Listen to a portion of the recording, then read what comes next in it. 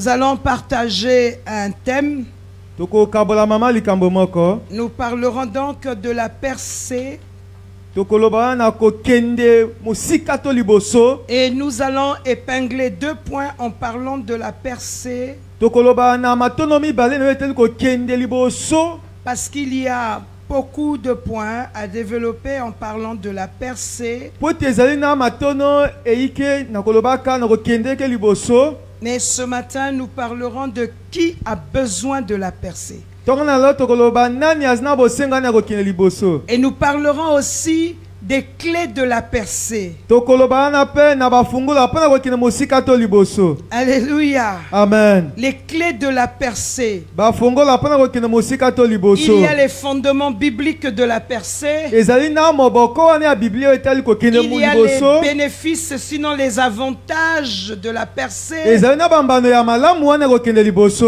Alléluia. Amen. Mais nous allons parler de ces 2 points. En commençant par dire c'est quoi une percée. Alors nous allons commencer par savoir que la percée est la sortie d'un blocage. C'est la sortie d'un blocage. Je sors d'un blocage. La percée est la fin d'une stagnation. Je sors du surplace. En réalité, une personne qui fait du surplace est une personne qui rétrograde. Parce que le constat que quelqu'un va faire lorsqu'il est sur place, tu peux être debout sur place et tu regardes derrière toi, il y a une personne à plus d'un kilomètre de là où tu es. Et toi tu fais du surplace. Au fur et à mesure que tu vas regarder derrière, tu vas constater que la personne est en train de s'approcher de toi. Que la distance qui vous séparait est en train de se réduire. Et après, la personne arrivera même au niveau où tu te trouves. Enfin, la personne va dépasser le niveau que tu te trouves. En fait, lorsqu'on est stagné, lorsqu'on est sur place, en réalité, on est en train de rétrograder. Alléluia. Amen. Alors, nous étions en train de dire la percée, c'est le fait de sortir d'un blocage. Un blocage quelconque. Spirituel, matériel, physique. C'est la sortie d'un blocage. Et c'est donc la fin d'une stagnation. Je ne fais plus du surplace. Et dans 2 Samuel, le chapitre 5 au verset 20, lorsque tu lis, tu vas voir un nom de Dieu là-bas. Baal Pératim. Alléluia. Amen. Ce qui veut dire le Dieu des percées. Baal Pératim veut dire le Dieu des percées. Et je dis à quelqu'un, alors que tu es avec Dieu, alors que tu es en Jésus-Christ, peu importe l'obstacle qui est dressé devant toi jusqu'à ce matin. Je dis à quelqu'un, tu connaîtras la percée. Je dis à quelqu'un, tu connaîtras la percée. Peu importe le domaine dans lequel cet obstacle se trouve. Que ce soit dans le domaine du mariage, que ce soit dans le domaine de tes études, peu importe le domaine, que ce soit dans le domaine de tes études, dans le domaine du travail que tu ne trouves pas, parce que tu es coincé dans le chômage, peu importe là où tu te trouves, je viens juste te rappeler selon 2 Samuel chapitre 5 le verset 20 que ton Dieu c'est le Dieu des percées. Et si ton Dieu est le Dieu des percées, je dis à quelqu'un encore, tu connaîtras la percée. Je dis à une personne, ta percée n'est pas lointaine. Parce que Dieu ne parle pas en vain. Et si le Seigneur te parle ce matin, il se révèle à toi comme étant le Dieu des percées. Ça veut dire que ta percée commence aujourd'hui. Je dis à quelqu'un, sa percée commence aujourd'hui. La percée, bien-aimée, est le changement de dimension. J'ai lu un livre lors de ma conversion. Le livre s'intitulait La 4e dimension. Et c'est un livre qui m'avait beaucoup boosté. Il est du docteur Yonggi Cho. La percée est le changement de dimension. Tu étais dans une dimension donnée et tu passes à une autre dimension. La percée est une avancée, c'est un progrès. C'est une avancée spirituelle. C'est aussi une avancée matérielle. La percée, c'est un progrès. C'est partir d'un échec donné, d'une souffrance donnée, d'une certaine vie médiocre pour une vie excellente, d'un ministère médiocre, d'un appel mal exprimé pour l'accomplissement de son appel. C'est le changement de dimension. C'est un progrès, c'est une avancée. Alléluia. Amen. Dans la Bible, nous avions plusieurs exemples de percées spirituelles, parmi lesquels nous pouvons citer la percée de Pierre. Acte chapitre 2, le verset 1er jusqu'au 4e verset.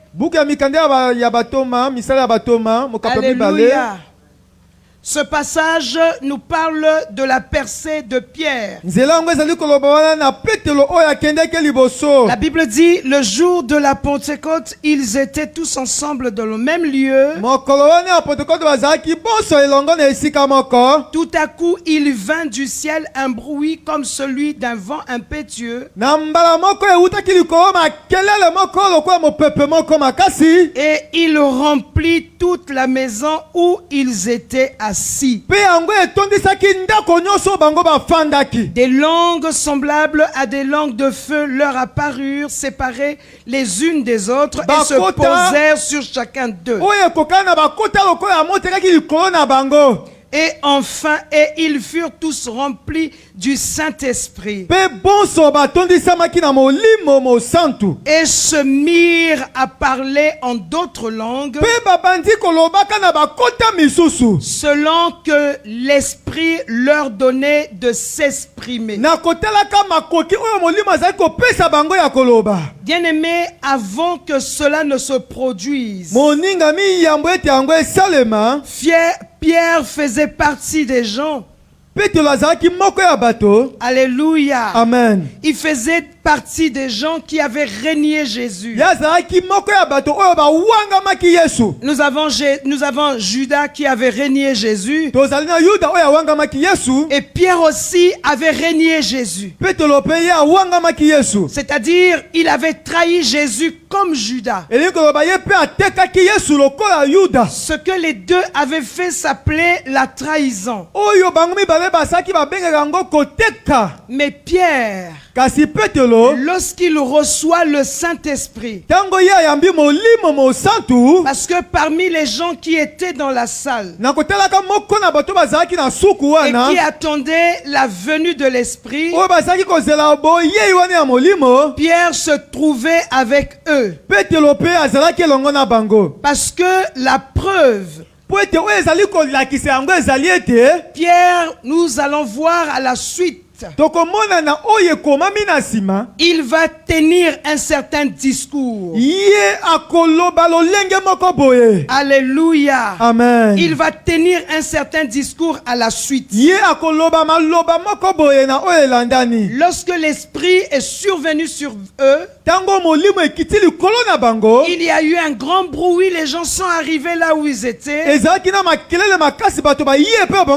Et les gens commençaient à s'interroger, mais qu'est-ce qui se passe? Pierre qui était dans la peur hier et qui était devenu un traître, qui avait renié le Seigneur, qui pouvait trembler devant une femme. La Bible dit au verset 14 de ce même chapitre que Pierre a pris la parole. Ils se sont présentés les 11. Mais c'est Pierre qui avait pris la parole. Le même Pierre qui avait peur hier. Les paroles de Pierre ont emmené 3000 personnes à Christ. La percée spirituelle que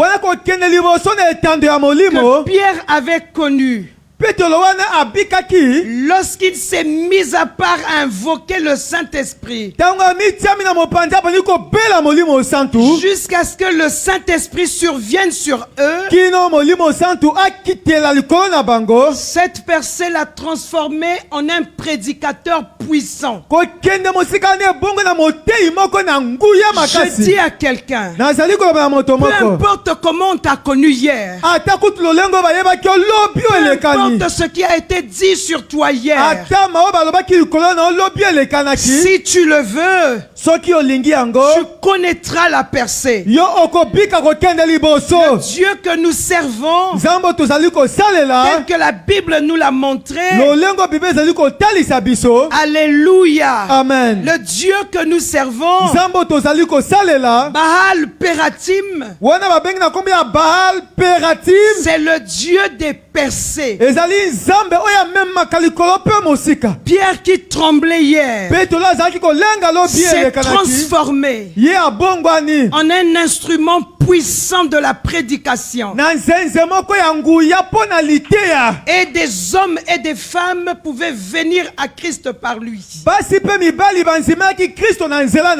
Et bien aimé, lorsque nous lisons ce témoignage, vous allez constater quand Pierre a tenu son discours,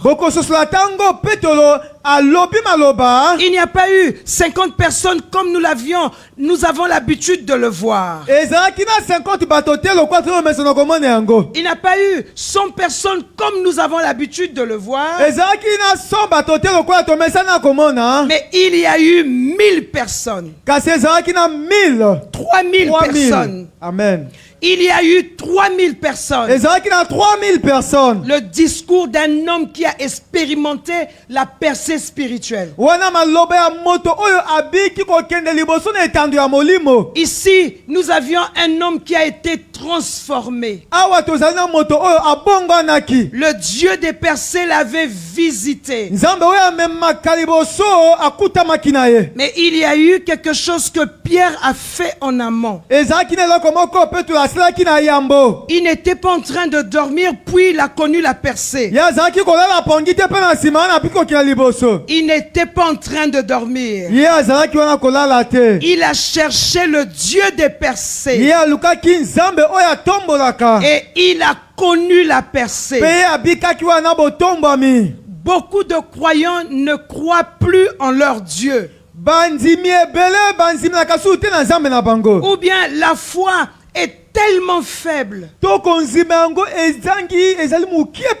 Tellement faible. Il faut écouter seulement comment les gens parlent. Les chrétiens sont tellement négatifs. Et la vie de chaque croyant aujourd'hui reflète la négativité de leur cœur.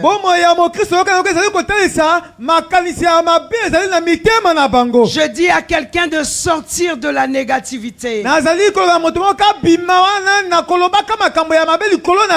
et d'épouser la foi qui est proposée par la parole de Dieu. Les gens sont tellement négatifs. Quelqu'un m'a appelé pour me dire: ah maman, je t'avais appelé, mais je n'avais pas pu te joindre.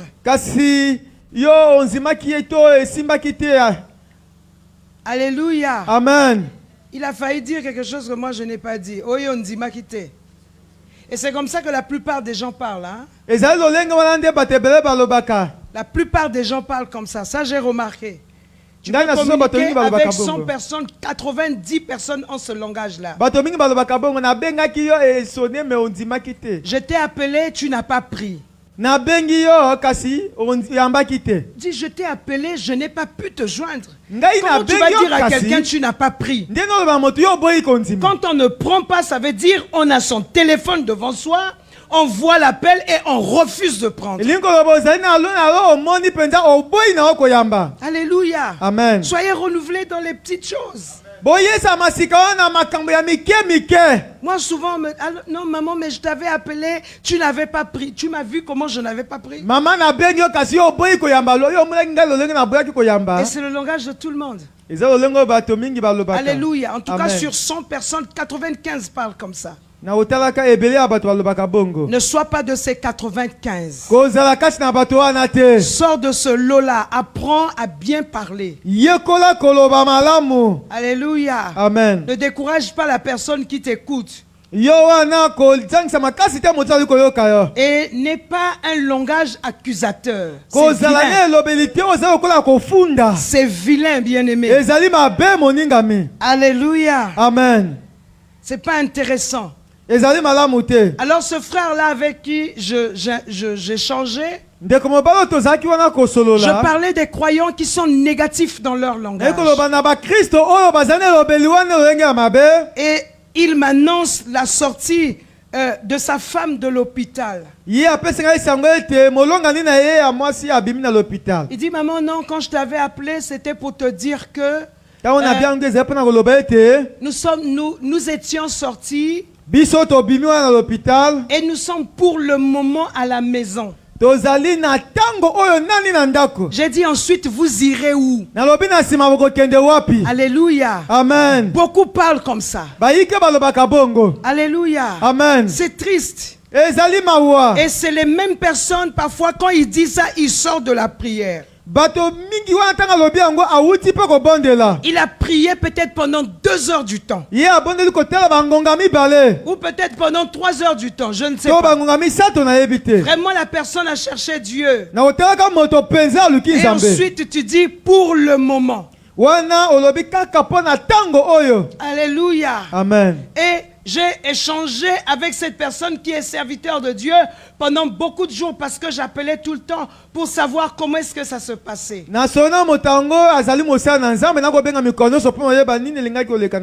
telle négativité.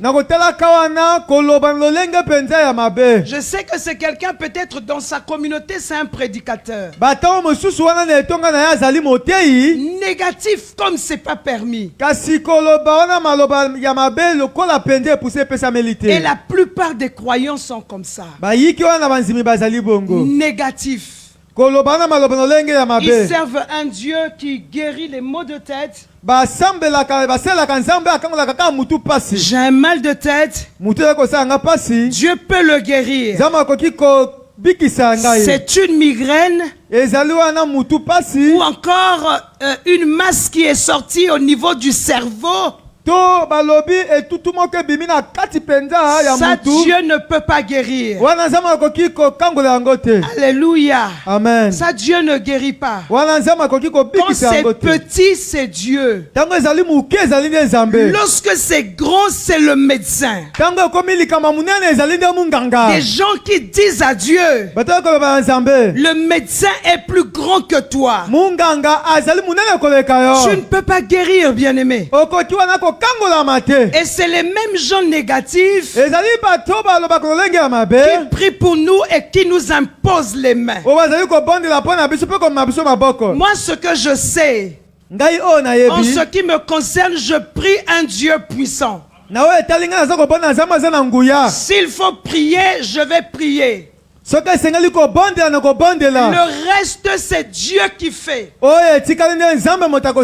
Alléluia. Amen. Et même si Dieu ne fait pas, moi aussi je peux faire. Parce que Dieu a dit, vous imposerez les mains aux malades. Et ils seront guéris. Il n'a pas dit, j'imposerai mes mains à travers vous. Il a dit, vous imposerez les mains. Et les malades seront guéris. Alléluia. Amen. Le reste, les raisonnements, quoi, je n'apporte pas ça. Je fais ce que l'Écriture dit. Ce que la parole de Dieu dit. J'étais en train de parler à une enfant. Je lui ai dit, comment ça se passe? Il dit, maman, je suis en congé. C'est possible qu'elle soit en train de me suivre. Elle pourra me suivre après si elle est à son culte. Il dit, maman, je suis en congé. Je lui ai dit, quelle aubaine. C'est une opportunité que l'Éternel t'a donnée pour que le monde sache que Dieu existe. Le Seigneur t'a donné cette opportunité pour l'invoquer. La Bible dit, quiconque invoquera le nom du Seigneur connaîtra la percée. Alléluia. Amen. Quiconque invoquera le nom du Seigneur connaîtra la victoire. Quiconque invoquera le nom du Seigneur connaîtra une avancée significative. Connaîtra une avancée notable. Connaîtra une avancée importante. Pierre a pris la parole alors qu'il était rempli de l'esprit. Il a été transformé en un prédicateur puissant. Dans la Bible, dans Genèse chapitre 41, le verset 40 jusqu'au verset 41 aussi. On nous parle de la percée matérielle et sociale de Joseph.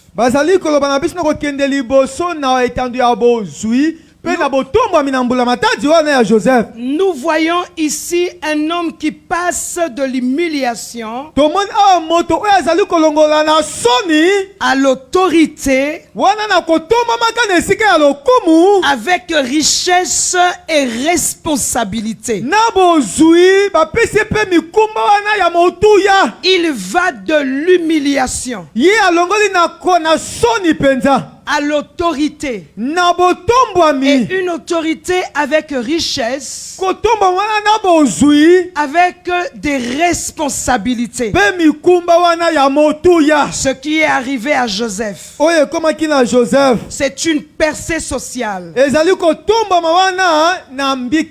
Une percée matérielle et sociale. Dieu prend un homme de l'humiliation.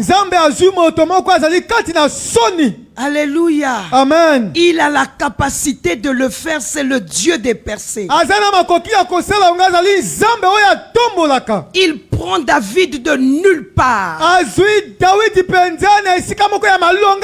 Il le fait asseoir. Non seulement parmi les grands, mais au-dessus des grands de ce monde. Il est parti de la brousse. Il est parti de l'herbe au trône. Lorsque nous parlons de percée, il est question de cela. Dieu a la capacité de le faire. Je dis à une femme, parce que tu vas chercher l'Éternel. Parce que tu vas chercher le Dieu des percées. Et tu arrives là où le Dieu de percée se trouve. La percée bien-aimée n'est pas liée au diplôme. La percée n'est pas liée à un niveau social. La percée n'a pas de lien avec ton âge. La percée ne connaît pas d'où tu viens. Quel est le nom de ta famille? La percée ne connaît pas ces choses. Ce que la percée reconnaît, c'est cette personne qui se tient au pied de l'Éternel. La percée est ce progrès qui se balade, cherchant quelqu'un au pied du Seigneur. La percée est en promenade pour rentrer dans une vie. Alléluia. Amen. Pour rentrer dans une vie. Et la percée, c'est dans tous les domaines de la vie. Il y a des gens qui pensent que certains dossiers, j'ai quelqu'un qui a l'habitude de me dire, et c'est le langage des Congolais, que lorsque tu as une personne devant, lorsque tu as un certain carnet d'adresses, c'est plus que avoir Dieu. Et je connais quelqu'un qui a l'habitude de me répéter ces phrases. Alléluia. Amen. Mais je prie l'Éternel, mon Dieu, le Dieu de la confusion, qu'il montre à ses hommes et à ses femmes que c'est lui Dieu. La percée n'a pas besoin de carnet d'adresse. La percée n'a pas besoin de cela. On appelle ça au Congo Moroboso. Et il y a des croyants bien-aimés tels que vous êtes assis ici. La plupart croient en ça. Il faut avoir quelqu'un. Si tu n'as personne là-bas, ça va être difficile. Moi j'ai Jésus. J'ai Emmanuel. J'ai son pouvoir. J'ai sa puissance. Je m'en vais voir Jésus. Je présente mon dossier au Dieu des percées. Et je connais la percée. Alléluia. Amen. La difficulté avec l'église, les gens ne croient plus. Et le Seigneur s'était interrogé. Quand le Fils de l'homme viendra, trouvera-t-il la foi sur terre? Dieu ne cherche pas autre chose. Quand le Fils de l'homme viendra, trouvera-t-il des croyants organisés? Trouvera-t-il des hommes oints? Trouvera-t-il des femmes ointes? Non, le Seigneur dit, lorsqu'il viendra, trouvera-t-il la foi sur terre? Alléluia. Amen. Est-ce qu'il va trouver la foi sur la terre? Parce qu'au ciel, on n'a pas besoin de la foi. Au ciel se trouve l'auteur et le consommateur de notre foi.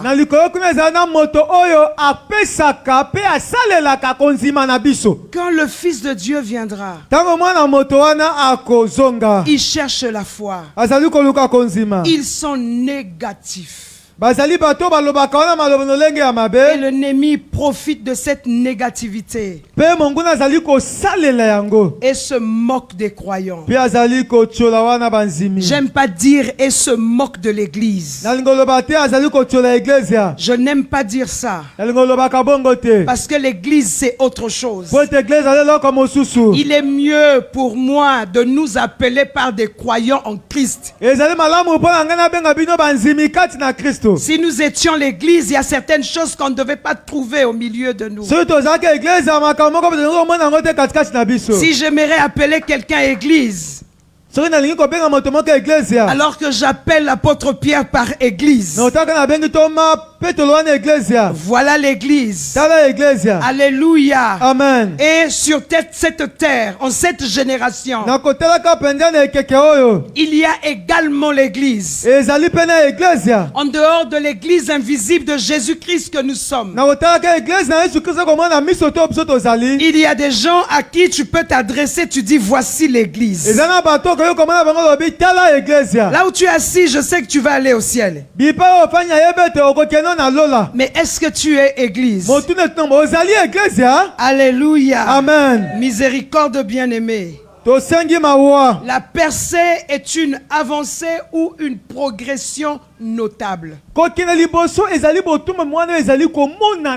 Une progression remarquable, significative.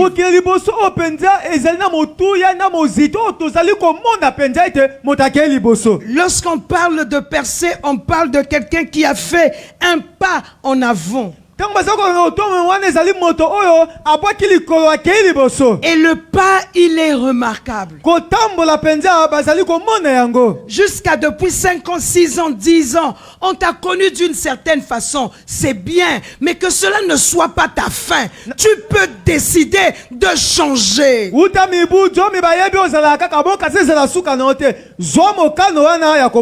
Tu peux décider parce que la percée n'est pas un don du Saint-Esprit.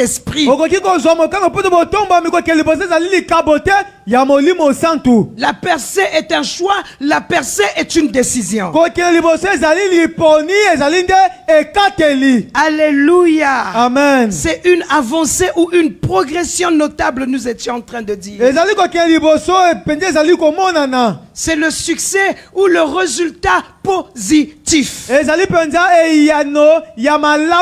Alléluia. Amen. Et le résultat positif qui survient à quel moment? Après un combat, bien entendu. Après une lutte, bien entendu. Et si c'est après une lutte, après un combat, cela veut dire la percée est une victoire. Qui a besoin de la percée? Alléluia. Amen. Qui a besoin de la percée?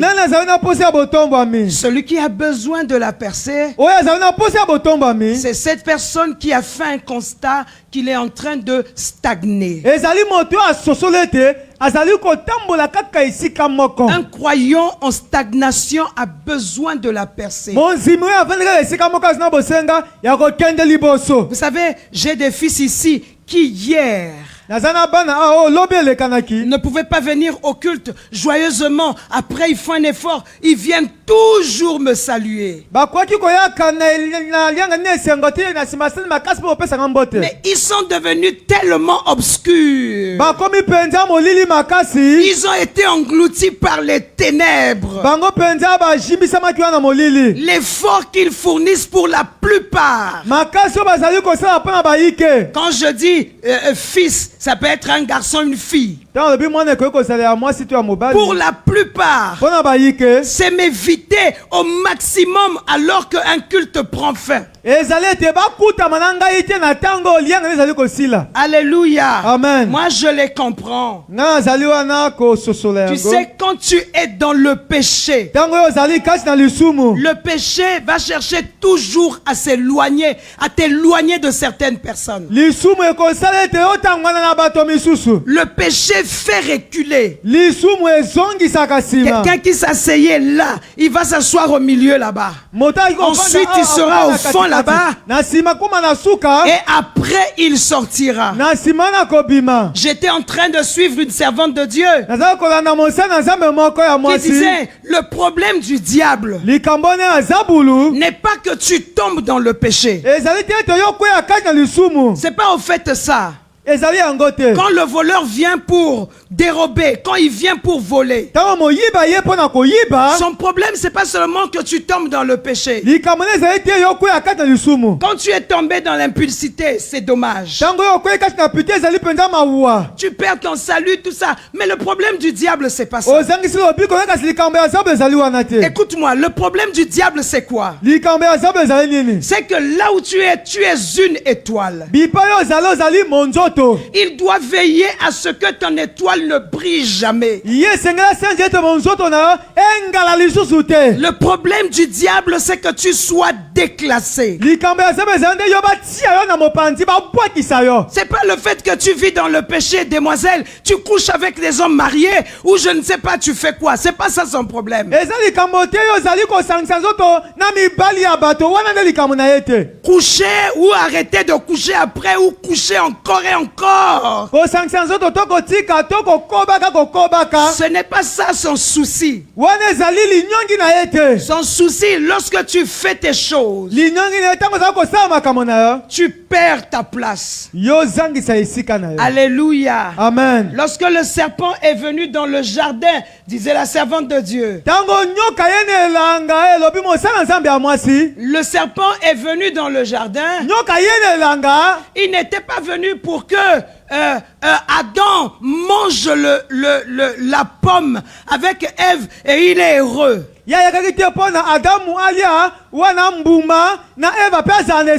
Sa mission était que Adam perde sa place.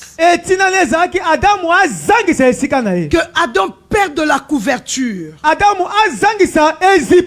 Lorsqu'ils ont mangé, ils ont été couverts. Alléluia. Amen. On a fait des pots pour eux.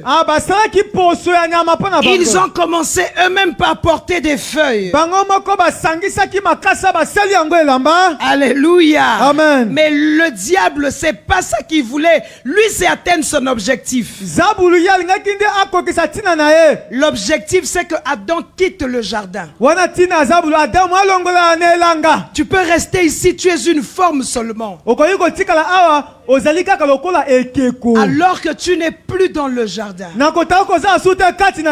Lorsqu'on te sort du jardin, tu as perdu ta place. Tu as été détrôné. Alléluia. Amen. Tu as perdu ta place. Alors que les gens pouvaient encore acclamer Saül et dire que c'était le roi Saül. Saül a été déjà détrôné. Le problème, ce n'est pas péché. Quand tu pêches, regarde, quand tu as péché, quand tu es tombé hier soir, et voilà ce matin tu es à l'église, quand tu as fini de faire ce que tu faisais là, Tu es rentré à la maison. Tu as commencé à pleurer. Au départ, tes pleurs ne ressemblaient à rien. Après, c'est devenu tellement sincère. Tu as dit à Dieu, Seigneur, je réclame ta miséricorde. Tu es lent à la colère, riche en bonté, miséricordieux.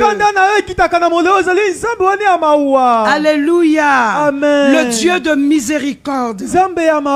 Il a pardonné ton péché que tu avais commis hier nuit, hier samedi. Il a déjà pardonné ce que tu as fait.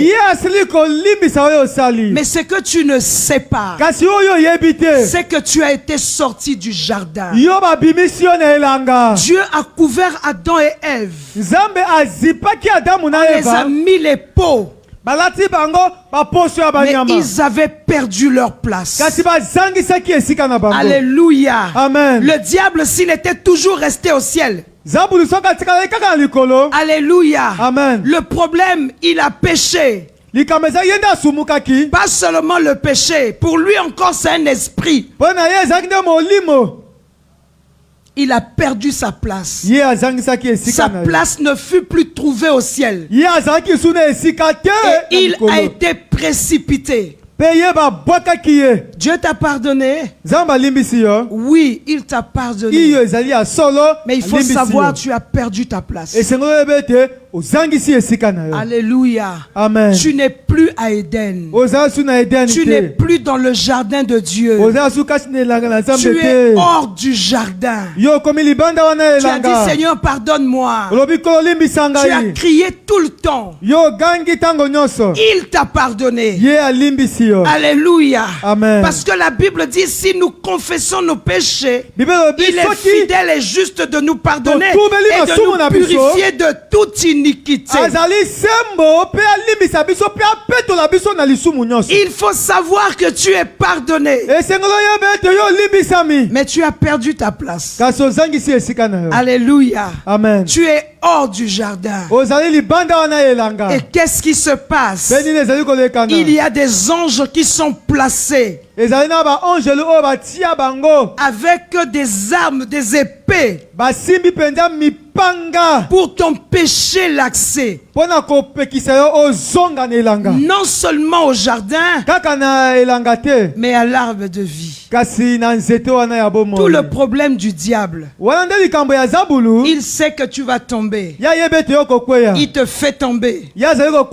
Tu vas pleurer. Tu vas dire Père. Tu vas dire Dieu de miséricorde. Il va te pardonner. Mais la place. Alléluia. Amen. La place, bien-aimé. La place. Alléluia. Amen. La place, regardez combien on pleurait. La place. Regardez combien de rois ont pleuré après avoir péché. Alléluia. Amen. La place. C'est ce que le diable vise. J'étais en train de dire qui a besoin de percer.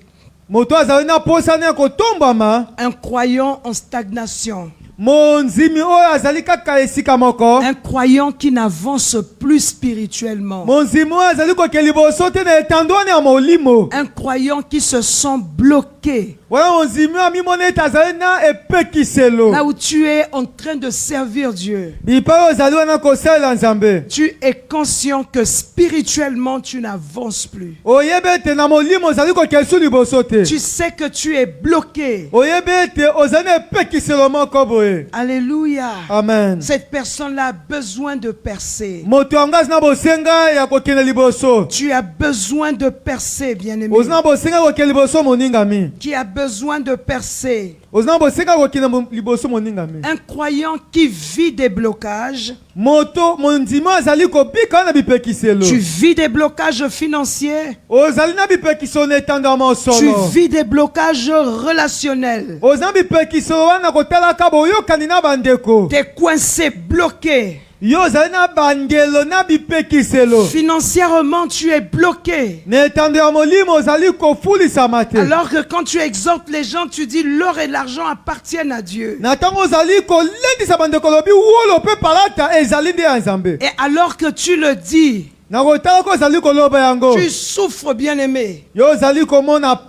Financièrement, tu es coincé, tu as des gros soucis. Le Dieu qui donne l'argent, c'est le Dieu des percés. Qui vit, un croyant qui vit dans les blocages. Des blocages financiers ou relationnels. Très important, les relations, bien-aimés. Un croyant malade qui attend la guérison a besoin de percer. Vous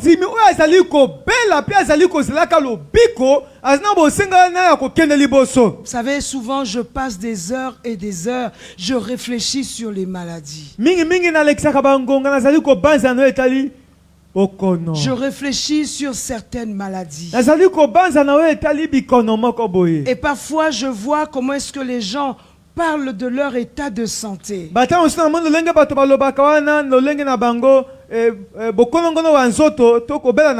Comme s'ils sont même en train de célébrer ce qui leur arrivait. Et en dehors de ça, il y a des croyants qui sont habitués, qui se sont familiarisés avec leur souffrance.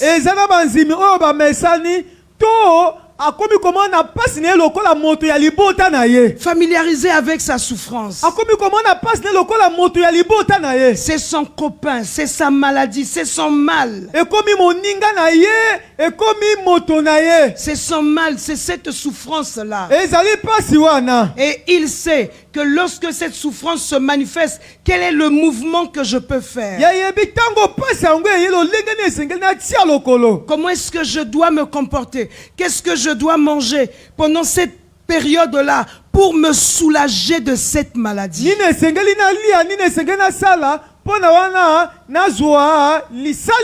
Je veux dire à quelqu'un, notre Dieu, ce n'est pas un Dieu qui soulage, mais c'est le Dieu qui guérit. Vous voyez les croyants en Christ célébrer les médecins. J'aime les médecins. Ils ont fait des longues études, 8 ans, 9 ans, 12 ans. Ils nous aident. Ils nous donnent des aspirines et ça fait dissiper les douleurs. Ils nous donnent des produits, ça détruit les nerfs, ça détend nos nerfs. Alléluia. Amen. J'aime, bien-aimé. Et dans la Bible, on nous parle de quelqu'un aussi qui a marché l'apôtre du Seigneur Jésus-Christ, qui était un médecin. C'est une bonne chose, la médecine. Et celui qui est en train d'interpréter derrière moi, c'est un médecin. C'est pas un infirmier, c'est un médecin. C'est-à-dire bac plus 8.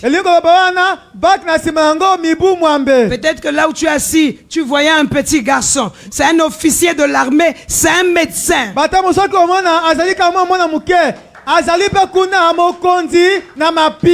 Il y a une autre là-bas qui est en train de sourire. Je l'ai appelé à 2 jours. Il dit, maman, je suis au bloc opératoire.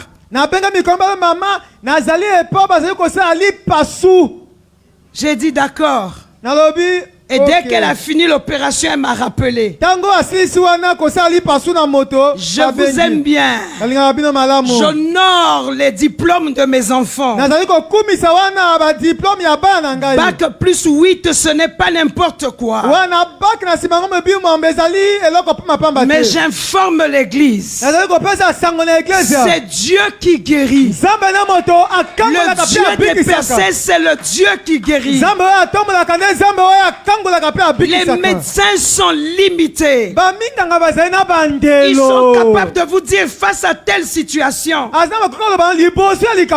ne pouvons rien faire. Il faut seulement prier Dieu. Il y en a qui vous le disent directement comme ça. On a déjà fait ce qu'on pouvait. Ici, il n'y a que Dieu seul qui va intervenir. Et je dis à quelqu'un, c'est Dieu qui a la capacité de guérir. C'est ce qu'il dit dans sa parole. La Bible dit par ses meurtrissures nous avons été guéris. Alléluia. Amen. Par les meurtrissures du Seigneur Jésus-Christ nous avons été guéris. C'est écrit dans la parole de Dieu. Par les meurtrissures de Jésus nous avons reçu la guérison. Ésaïe nous le dit. L'apôtre Pierre nous le dit également, que c'est par les meurtrissures de Jésus,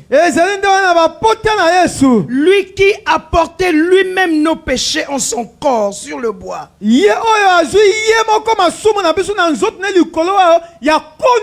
afin que mort au péché nous vivions pour la justice.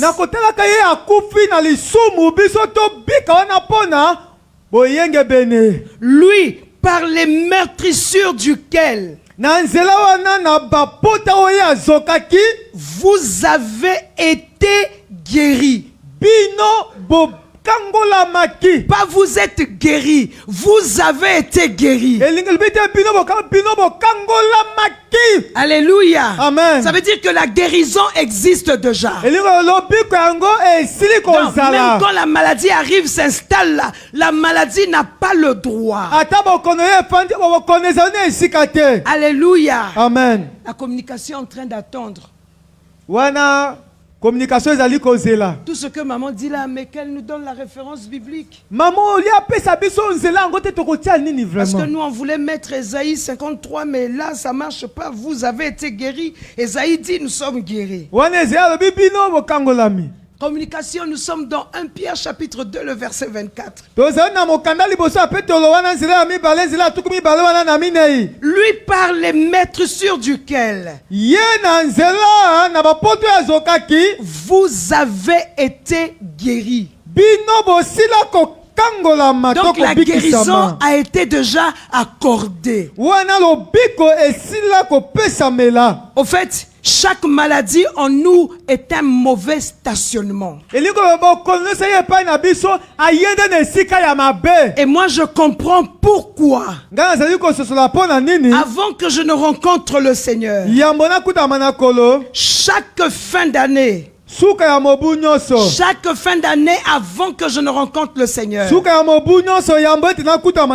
j'étais sous perfusion à cause du palu. Et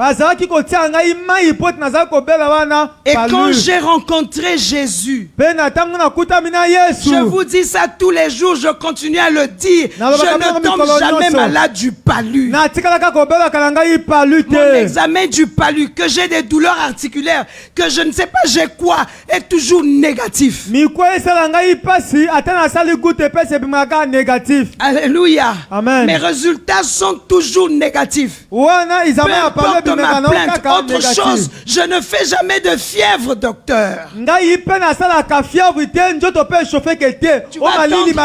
Tu vas attendre longtemps, docteur, avec tes comprimés. Docteur, je ne fais pas de fièvre. Belle fièvre thé. Vous par les meurtrissures duquel vous avez été guéris. Une personne qui veut connaître la percée va s'approprier de cette écriture. La drépanocytose n'a pas le droit de rester en moi. Je n'ai pas besoin de chercher le témoignage de quelqu'un qui a été drépano et qui a été délivré pour que moi je sois délivré. Le problème de l'église, c'est payer le prix prie pour la percée. Le problème des croyants, même pour la conversion de ton frère, même pour la conversion de ta sœur, même pour ce problème-là qui te défie, te disent, aujourd'hui je ferme mes yeux, Dieu est esprit. Tant que je n'ai pas vu le Dieu esprit les yeux fermés, je ne vais pas les ouvrir. Alléluia. Amen. Dieu il va se manifester. Malheureusement, ces personnes-là,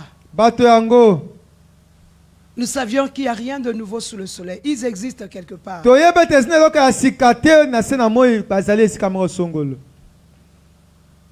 Mais dans certains milieux, quoi que ce soit les milieux des croyants, ces gens-là n'existent pas. Un croyant malade qui attend une guérison divine, c'est quelqu'un qui a besoin de percer. Et la percée nécessite un prix à payer. Cela veut dire que la percée a des clés. Une des clés de la percée, c'est la croyance, je ne sais pas, une croyance comment?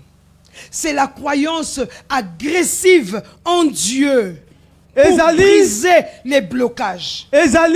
Konzima moko boye nakanda moko boya bo santu pona ko buka bipekiselo. Une croyance agressive. Wana konzima moko boya bo tomboki pona ko kwisa bipekiselo. Pour briser les blocages. Pona ko kwisa bipekiselo. Pourquoi la croyance doit être agressive? Pona nini konzima ngwe sengelezala. Effectivement, c'est pour briser les blocages. C'est pour que les choses changent en ce qui me concerne. Et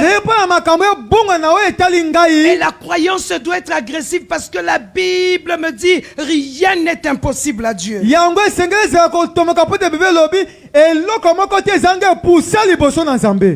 clé de la percée, c'est la prière persévérante. Tu vas constater que la prière ne manque jamais. Bien-aimé, j'ai essayé de lire l'histoire du réveil. J'ai essayé de lire la vie des porteurs de témoignages. Alléluia. Amen. Et lorsque je lis la vie des porteurs de témoignages, parce que n'oubliez pas l'église, nous sommes deux types de personnes. Nous avons les porteurs de témoignages et nous avons des porteurs d'informations. Allez, classe-toi là où ça te convient. Là où tu es assis, tu es porteur de témoignages ou tu es porteur d'informations. Les porteurs d'informations écoutent les témoignages des autres et ils vont dire voici ce que Dieu a fait. Ils n'ont pas de témoignage eux-mêmes. Il y a des croyants sans témoignage. Je prie pour vous que Dieu vous garde, que vous puissiez arriver jusqu'à la fin et ne pas vous perdre. Il est difficile aux croyants sans témoignage de rentrer au ciel parce que la Bible dit ils l'ont vaincu à cause du sang de l'agneau et la parole de leur témoignage.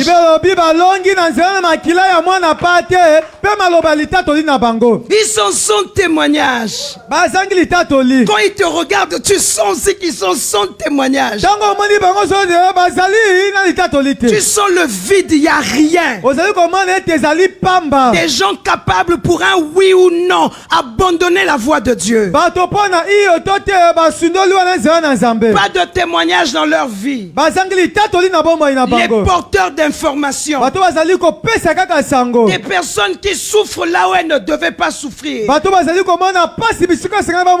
Des personnes qui luttent là où elles ne devaient pas lutter. Bien-aimé, il ne faut pas croire que quand je parle de ces personnes-là, c'est seulement toi. Il s'agit même de certains responsables. Pas de témoignage.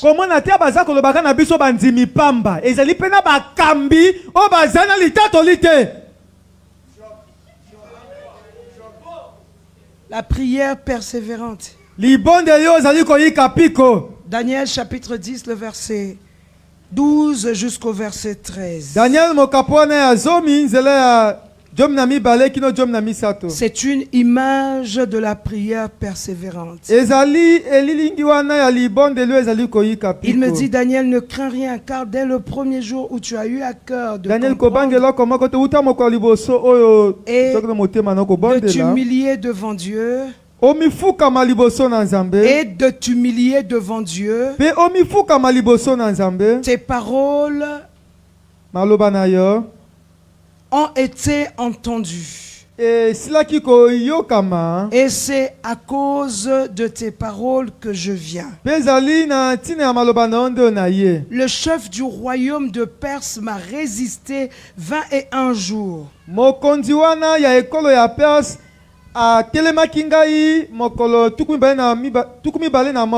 Mais voici Michael, l'un des principaux chefs, est venu à mon secours.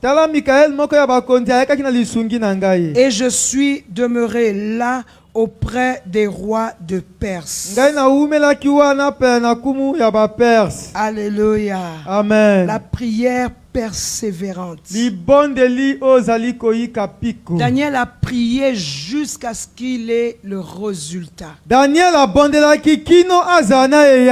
Alléluia. Amen. Il a persévéré dans la prière. C'est l'image de Naaman qui doit plonger dans l'eau cette fois. Naaman ne sait rien. C'est l'image d'Élie qui va renvoyer son serviteur 7 fois. C'est l'image du Seigneur Jésus lui-même. Il a persévéré pour vaincre à la croix de Golgotha. À Gethsemane, il a prié encore et encore pour la même chose.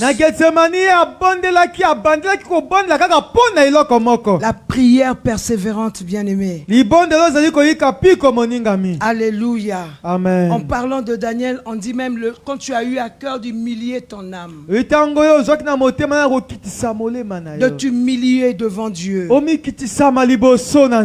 Je veux revenir sur ce mot humiliation, s'humilier.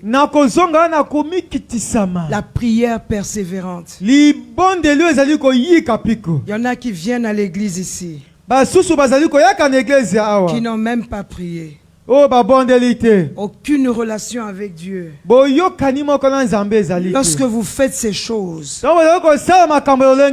vous donnez l'impression que moi, le pasteur, ne m'a pas vu, aucun frère ne connaît. Les gens me respectent. Le problème, ce ne sont pas les gens. Il est question de Dieu. Dieu sait qui tu es. Alléluia. Amen. Rien n'est caché devant Dieu. Tout est à nu devant Dieu. Dieu connaît qui tu es. Dieu te connaît mieux que toi-même. Tu peux venir tromper le pasteur, dire ce que tu as à dire. Le jour, Dieu peut permettre, comme cette femme qui avait l'esprit de Python, que l'homme de Dieu puisse avoir le discernement. Le Seigneur pourra permettre, comme Ananias et Saphira, que l'homme de Dieu puisse avoir le discernement.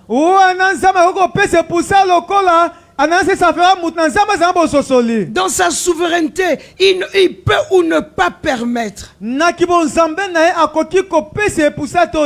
Mais Dieu sait qui tu es. Alléluia. Amen. Amen. Entre les mains de Dieu, nos jours sont comptés. Dieu, il connaît qui nous sommes. Il sait là où tu étais avant que tu ne viennes ici. Rien n'est caché devant Dieu. Alléluia. Amen. N'oublie pas le problème du diable, ce qu'il cherche dans ta vie. C'est pas seulement que tu tombes dans le péché. Non, ce qu'il cherche, même si tu continues ta marche en tant que chrétien, que tu aies perdu ta place, tu es détrôné. Alléluia. Amen. Te voilà tombé, astre brillant. L'astre brillant a perdu son trône. Ce qu'il cherche aussi, c'est que tous les hommes perdent leur trône. C'est pas seulement que tu pêches, c'est peu de choses. Parce que quand tu as péché, tu as demandé pardon à Dieu, tu as été pardonné. Alléluia. Amen. Mais la place. Alléluia. Amen. Revenir là où tu étais avant. Tu es sorti du jardin là. Tu as porté les peaux d'animaux. C'est Dieu lui-même qui t'a mis ça, il t'a couvert. Tu as commencé toi-même à mettre les feuilles de figuier. Tu as mis les feuilles. Amen. Pour te protéger. Mais le jardin, la place, bien-aimée, c'est ce que l'ennemi cherche. Une autre clé, bien-aimée, pour la percer, c'est l'obéissance. Nous pouvons noter Genèse chapitre 22. Le verset 18. L'obéissance bien-aimée. Alléluia. Amen. Toutes les nations de la terre seront bénies en ta postérité. Parce que tu as obéi à ma voix. Ton obéissance accordera une certaine grâce à ta postérité. Tu vas partir, mais ta postérité sera sous le bénéfice de ton obéissance. Parce que tu as obéi un jour. Toutes les nations de la terre seront bénies en ta postérité. Pourquoi? Parce que tu as obéi à ma voix. Une autre clé, on va dire même une clé indispensable, essentielle à la percée, au progrès, à l'avancée notable ou significative. Le jeûne. Alléluia. Amen. Le jeûne bien-aimé. Alléluia. Amen. Quand vous entendez parler de la prière, vous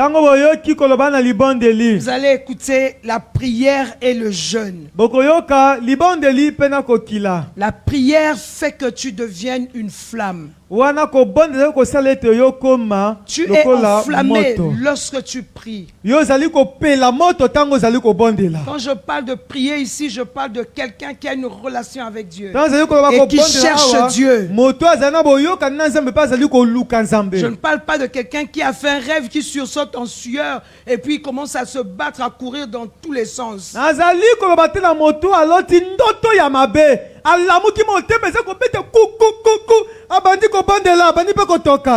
ne parle pas de cette personne. Je parle d'une personne qui entretient une relation avec Dieu. La prière fera que tu sois une flamme. Mais le jeûne, c'est comme l'essence. L'essence, pas autre chose. Tu prends l'essence, tu ajoutes dans la flamme. Il faut bien garder la distance, bien aimé. Parfois, avant même que ça ne touche la flamme, ça te prend aussi.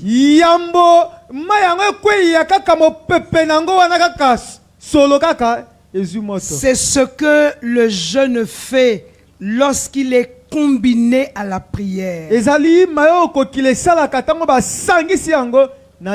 La Bible dit cette sorte de démon ne sort que par le jeûne et la prière. Matthieu chapitre 17, la communication, verset 21. Cette sorte de démon ne sort que par la prière et par le jeûne. C'est pour dire à quelqu'un, il y a des percées. Si tu ne payes pas le prix par le jeûne, tu ne connaîtras pas cette percée-là. Il y a des percées qui nécessitent le jeûne et la prière. Tu pries, mais cette percée nécessite le jeûne. La prière seule ne suffit pas toujours. Alléluia. Amen. La prière seule ne suffit pas. Il y en a pour jeûner ici à l'église. Et il faut beaucoup d'encouragement pour eux. Il faut beaucoup de commentaires. Ils ne peuvent pas. Ils vont jeûner. Ils vont commencer comment? Beaucoup oublient que le vendredi dans cette église, que tu viennes ici, que tu ne viennes pas. Le vendredi, cette communauté est en jeûne. Alléluia. Amen. Vous savez, il y a des gens, lorsqu'ils sont dans le jeûne, ils peuvent profiter pendant ces temps de jeûne. Il passe un temps devant la télé ou devant son ordinateur pour suivre certains films. Question de passer le temps.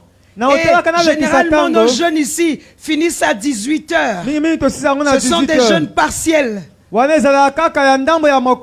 dès qu'il est 18h55, il réchauffe déjà sa nourriture. 56, il fait déjà la table. 59, 18h, pile le jeûne est ouvert. Et quand il ouvre son jeûne, waouh! Lorsqu'il ouvre son jeûne, si le dessert était une banane, il va manger 10. Surtout quand c'est la montagne. Il sait que demain, on va encore reprendre. Il mange 10 bananes. Alléluia. Alléluia. Amen. L'entrée bien-aimée. Heureusement, ça n'existe presque pas dans beaucoup de foyers. Sinon, l'entrée, c'est une omelette de 30 œufs comme mon pasteur avait fait. Alléluia. Amen. Seulement l'entrée, à ça on dit déjà. Alléluia. Amen. Et il est obligé de dormir. À 23h, il met son téléphone sous réveil. Il faut que je mange le plat de résistance. Parce que après, dès qu'il est minuit, le programme de la deuxième journée commence. Il a reposé son ventre avec l'entrée de 18h à 23h. À 23h25, il prend le plat de résistance. Tu te tues, frère. Peut-être lorsque tu as 15 ans, mais un enfant de 15 ans, ne fais pas ça, tu es un adulte donc. Et qu'est-ce que tu vas faire? Tu fais les montagnes d'oreillers, des coussins. On l'a presque na kofanda parce que ce qu'on s'allongeait webilie komata. On ça la fausse route. Les boumés, ça dit que ça yo passi. Au collègue la boyauté, c'est le coussin. Oh ya ça la fausse route na kata pongi. Tu es obligé de dormir un peu moitié assis. Et c'est là le cola motafandi pour na billet matate. Ce qui est sûr. Oui, solo. Dieu ne t'a pas écouté. Dieu ne t'écoutera pas. N'appelle même pas ça le jeûne, ne le fais pas. Alléluia. Amen. Ne le fais pas, mange pour toi, mange. Vous savez, à des gens, la nourriture c'est leur Seigneur. Quel que soit, il ne peut pas dormir sans manger. Il faut qu'il mange.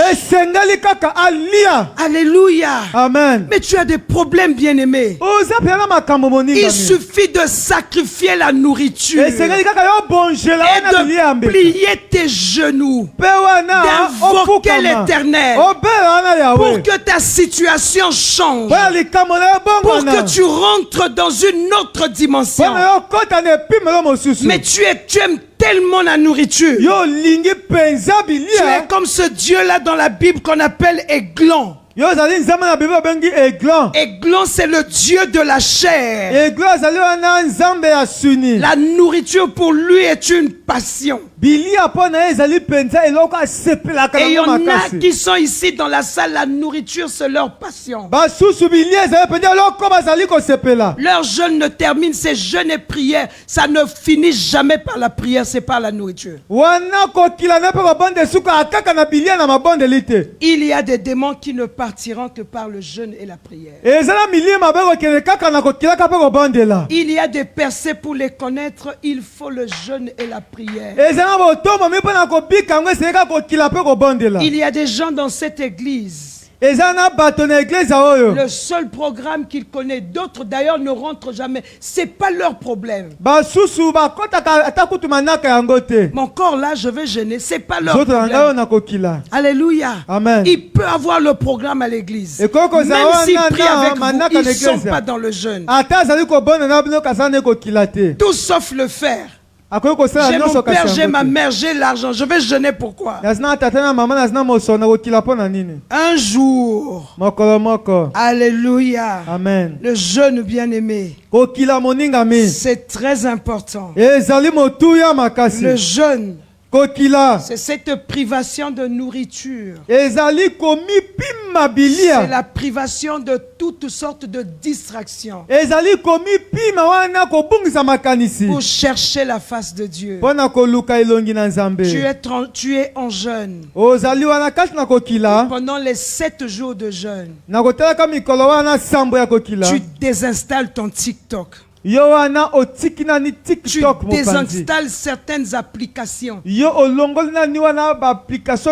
parce que tu vas chercher la face de Dieu. Alléluia. Amen. Il y en a qui sont ici là, jamais sans écran, c'est pas possible. Il n'y a pas de vie sans écran. Même lorsqu'on prêche la parole dans l'église, de temps en temps il vérifie son téléphone pour voir son WhatsApp.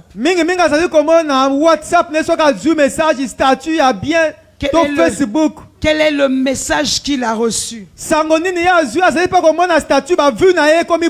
Et parfois il répond un peu. Alléluia. Amen. Ça se passe dans l'église. Lorsqu'on n'a pas la crainte de Dieu, c'est comme ça qu'on vit. Une autre clé, bien-aimée. La Bible dit Paul et Silas se louèrent Dieu en prison. Et les portes de la prison s'ouvrirent. La louange est une clé essentielle pour la percée. Des croyants capables de louer Dieu pendant les temps d'épreuve.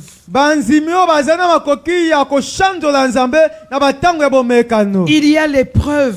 Mais la personne loue son Dieu. Et Paul et Silas louèrent l'Éternel. Et la conséquence, c'est que les portes de la prison se sont ouvertes. Acte chapitre 16, le verset 25 jusqu'au verset 26. Les portes de la prison se sont ouvertes.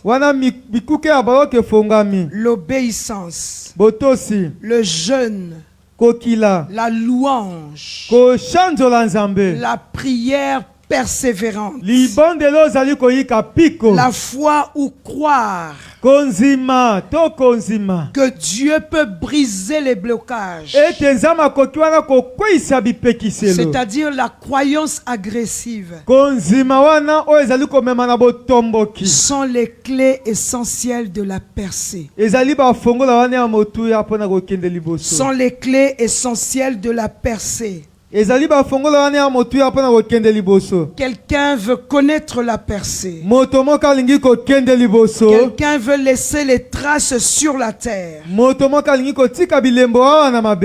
pas disparaître comme ça, comme Lazare. Ou encore comme le pauvre Lazare. Quelqu'un veut connaître la percée.